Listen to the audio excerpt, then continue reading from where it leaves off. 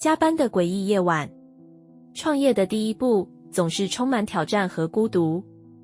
那一年，我刚离开前公司，决定自己当老板，于是租下了一间位于市区偏远角落的老办公大楼，开启我的事业。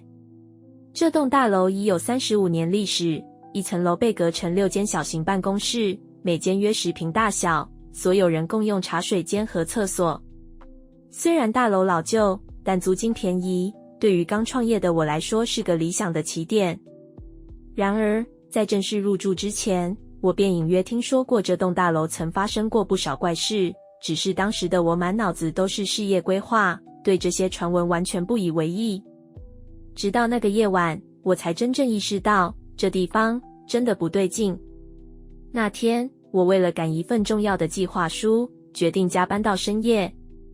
晚上8点，我觉得肚子饿了，于是离开办公室去附近买些吃的。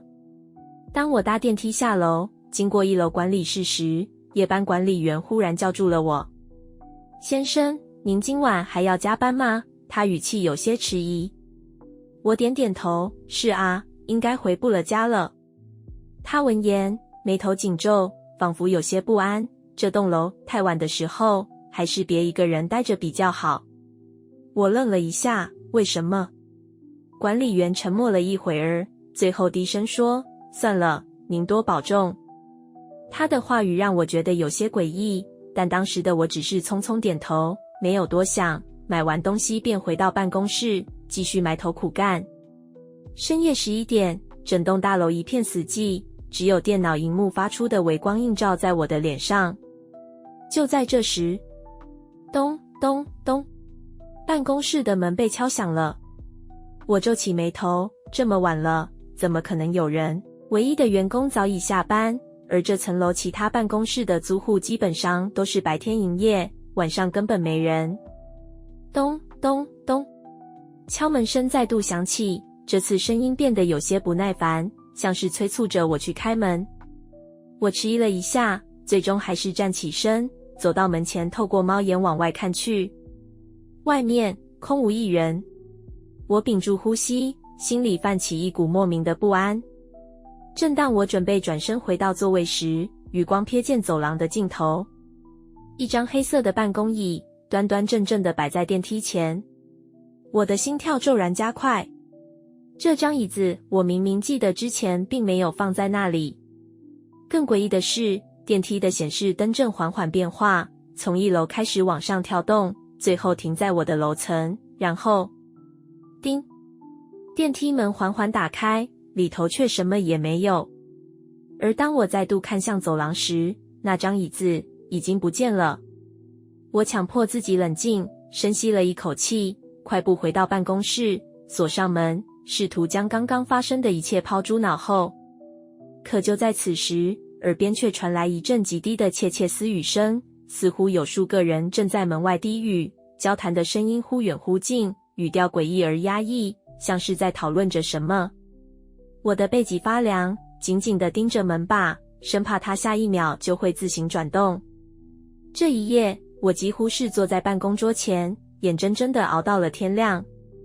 第二天早上，我带着一夜未眠的倦意下楼，正巧碰见了那名夜班管理员。他看到我的脸色苍白，似乎已经猜到了发生什么事，摇了摇头，低声说道，你是不是听见了什么？我愣了一下，随即点点头，昨晚有人敲门，还看到一张椅子在电梯前。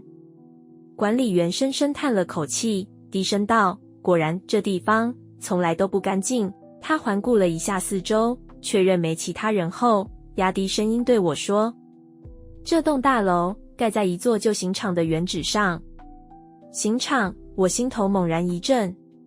是的，管理员点点头，这里在日治时代曾是政府处决犯人的刑场，许多冤狱之人死于此地，尸骨无存，怨气极重。后来政府开发这块的，新建了这栋办公大楼，但从大楼完工开始就怪事不断。有些租户曾在深夜听见低语声，有人半夜办公时感觉到身后有人站着，甚至还有人看见自己的办公椅无故旋转。他停顿了一下，语气变得更低沉，10几年前这里还发生过一起过劳死的事件。一名上班族因为长时间加班，猝死在办公桌前。